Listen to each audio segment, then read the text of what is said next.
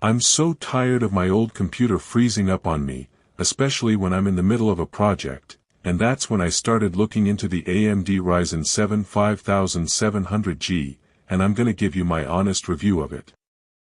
I'm just a tech reviewer, I don't work for any company, and I'm here to give you the lowdown on the latest gadgets, in this case, the AMD Ryzen 7 5700G, and in this video, we're gonna cover the build quality, how it performs in real-world use, some of its weaknesses, and finally, whether or not it's worth your money. You know, I've been struggling with my old computer for a while now, it's been slowing down, and I just can't seem to get anything done without it freezing up on me, and that's when I started looking into upgrading my processor. I wanted something that could handle all my tasks without breaking a sweat, and that's when I came across the AMD Ryzen 7 5700G. I bought this myself, it's not sponsored, and I was excited to see if it could solve my problems. When I unboxed the AMD Ryzen 7 5700G, I was impressed by the packaging.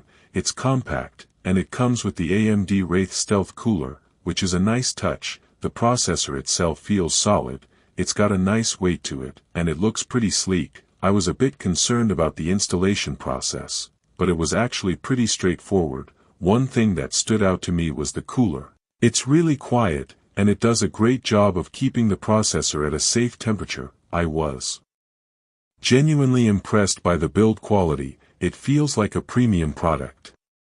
So, I've been using the AMD Ryzen 7 5700G for a while now, and I've gotta say, it's been a game changer for my workflow.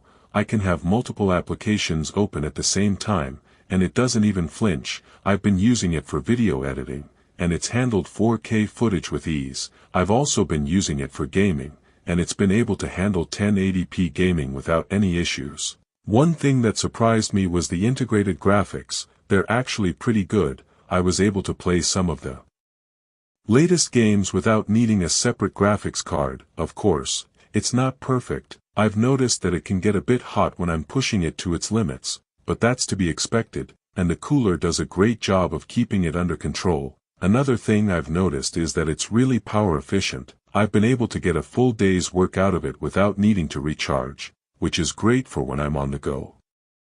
Now, let's talk about some of the weaknesses. One thing that annoyed me was the price. It's a bit steep, especially for those on a budget. Another thing is that it's not the best option for extreme overclocking. It's got a pretty high clock speed, but it's not the most overclockable processor out there.